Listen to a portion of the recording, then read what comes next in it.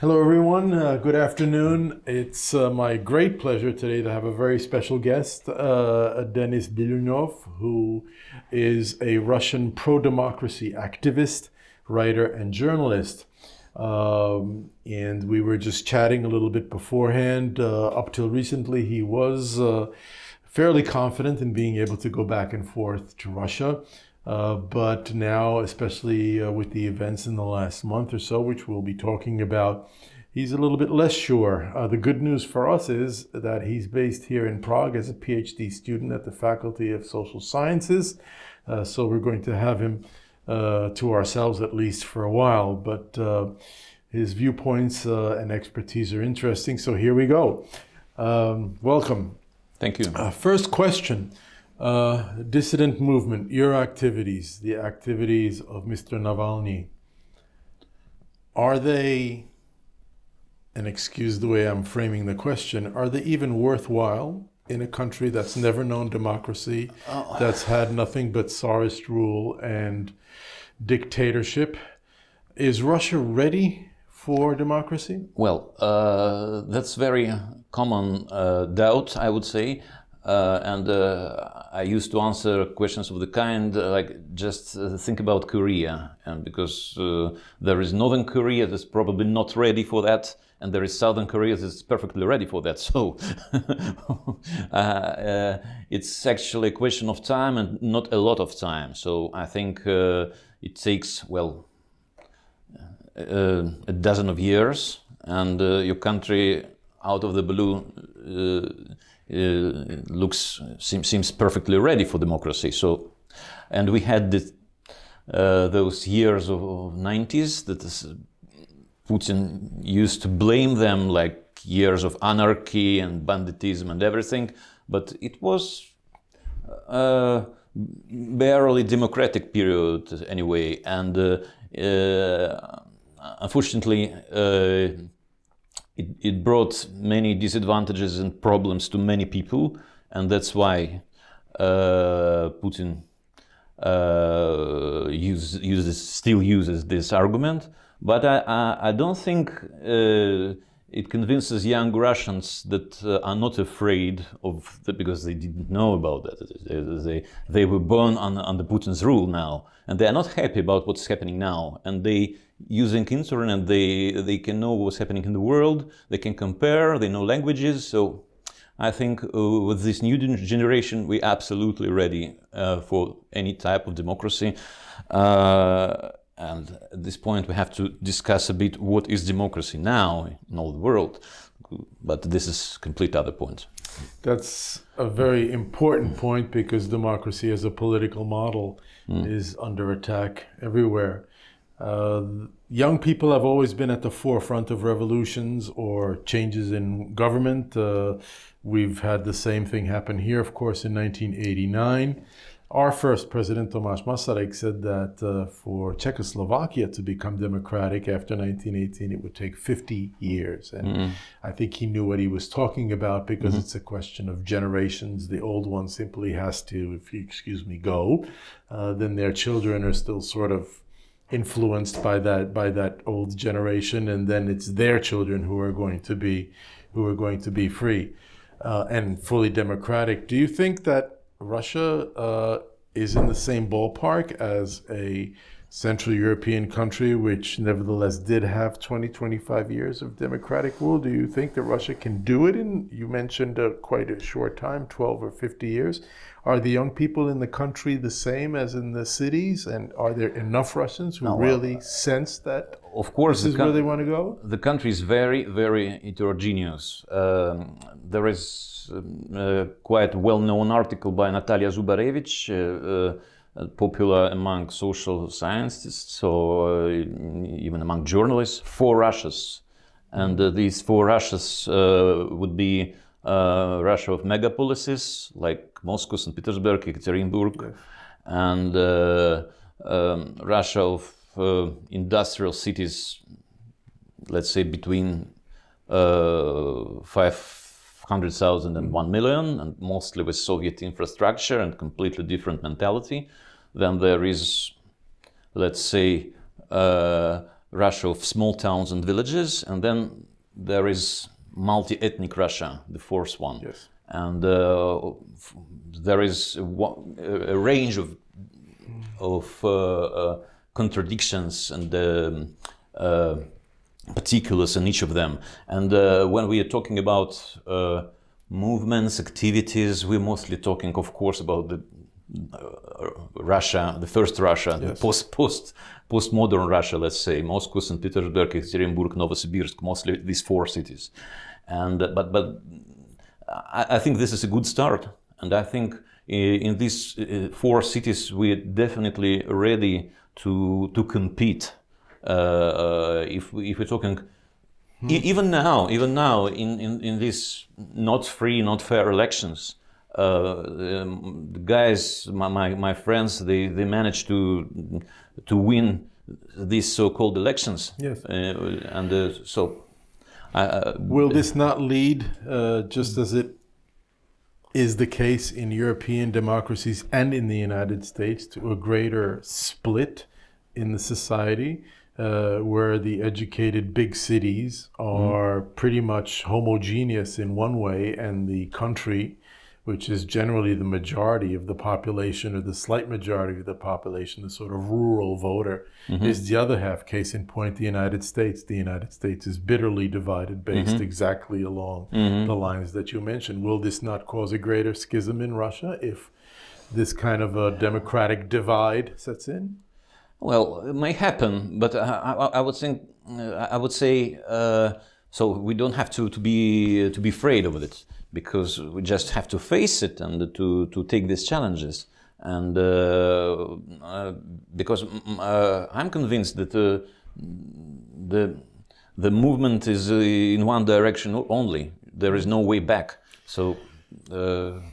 Speaking of the movement, what's going to happen to Mr. Navalny? Well, Navalny, unfortunately, he's in a very concerning conditions now, yes. And I think so. The main problem is this decision to go back, because I admire his bravery, of course, and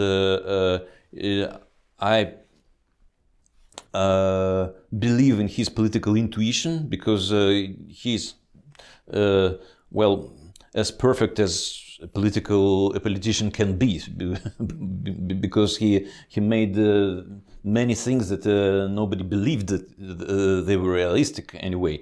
And so when he decided to come back, I asked myself, what is he doing? But at the same time, my thought was, somehow he has the right feeling. She should have right feeling. So what's going to happen? Well, I think, well, first of all, let's say that for Putin now,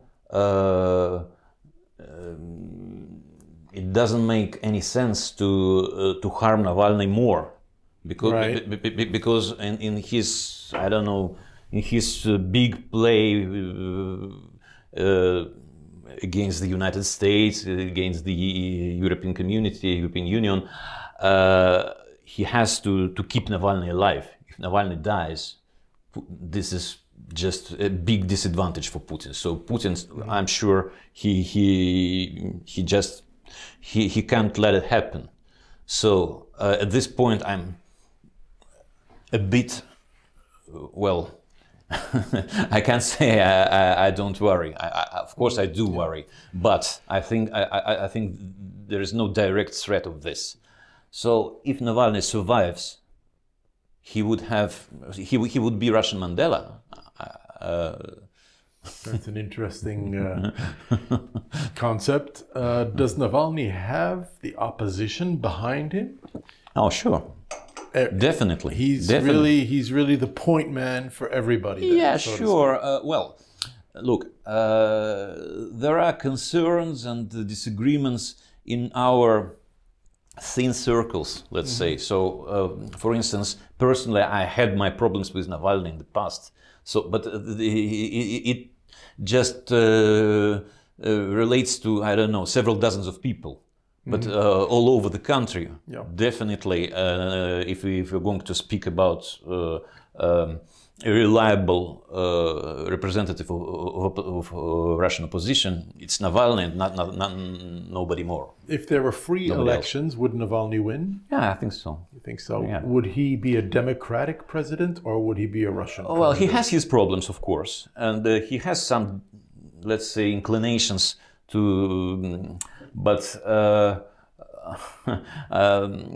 what do you see his greatest accomplishment, and what would you say is his most troubling, perhaps troubling feature? What was the best thing that he's done so far? If somebody says, why is Navalny such a strong figure, I can say, well, what did he do specifically to change Russia? I would emphasize on 2 points. The first one is that Navalny is a perfect communicator with the youth, with the young people, and he manages to find a way to speak to them, and probably better than anybody else among the opposition. And his audience is constantly growing. There is no doubt about it. And thanks to internet and thanks to YouTube and all this stuff.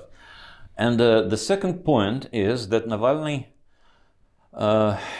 is very, let's say, pragmatic in sense. He always tries to work beyond his political niche. So and for some of us, this is irritating because what Navalny has been doing, he told us, so you will support me anyway. I don't need to work with you. So and people don't like this. So he's not a typical dissident, in other words. People don't like this, of course.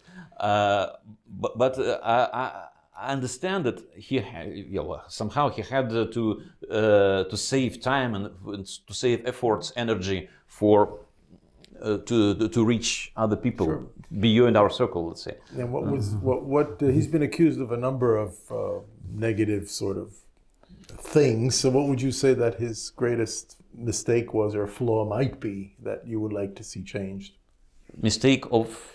Strategic mistakes, or of alienating people, or of using similar tactics to people that he criticizes. You know, the usual accusations of. Yeah, well, it's a sort of sophisticated game, you know, and some small things, and there could be some improvements in the past, of course, and but. Well, if you're talking about, let's say, the events of 2011, 2012, when we had important street movements and, let's say, point of bifurcation somehow, maybe we could achieve more. Because, you know, after, December 2011, street rallies, like 100,000 people in the streets of Moscow, and the Kremlin started just giving us some, you know, compromises, small compromises. Well, we had to press more, and we didn't. They felt it, and it went all the way back. So that was maybe a big mistake. So one more question from my end, and then we'll turn it over to you for the last one. Stepping back, Russia as a society, just like every society, has its problems in terms of social demographics. There's a big problem with alcoholism in Russia. There's a big problem with HIV. It has the highest increase rate of HIV positivity in the world. In fact, it's logarithmic now. According to official statistics, 2 million Russians are HIV, which is the AIDS. HIV. Human immune deficiency virus. Okay. You know, the one that causes AIDS. According to official estimates, 2 million Russians are positive. According to World Health Organization estimates, up to 25% of the population in Russia has a drinking problem. Birth rates are down. So there's a kind of a medical, sociological milieu here that is not healthy. Do you sense this? Is this a factor, or is this always the Russia that always was? You know, sort of being damaged from within by these factors. First of all, I have to admit that I don't feel competent in this field, so I just can say something common, just from my general understanding of course, it's a troubling point, and well, we do have problems with public health, of course, but I wouldn't say it. I don't feel it is the main problem of the country. So let's do it step by step. So we have to arrange somehow our institutional problems, and then from that point we can think about other improvements. I think so. And to close, as a valued guest, what would you like to tell our viewers or want me to ask you that we haven't touched base on? Is there anything important that we should know? Yeah, well, just I can't say anything other than this recent incident, because somehow I still feel shame for what's Putin doing in relations between the Czech Republic and Russia now.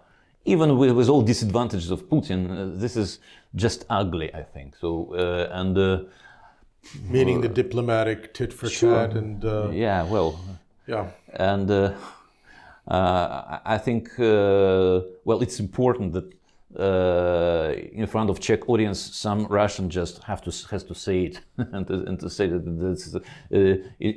it's definitely not the entire country. It's not Russians. It's Putin, and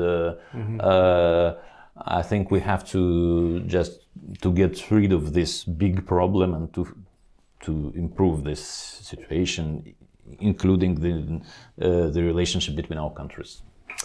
Denis Bilunov, thank you very much for being with us today. It was a pleasure having you, and let's hope that things work out as we all wish. Thank you very much. Thank you.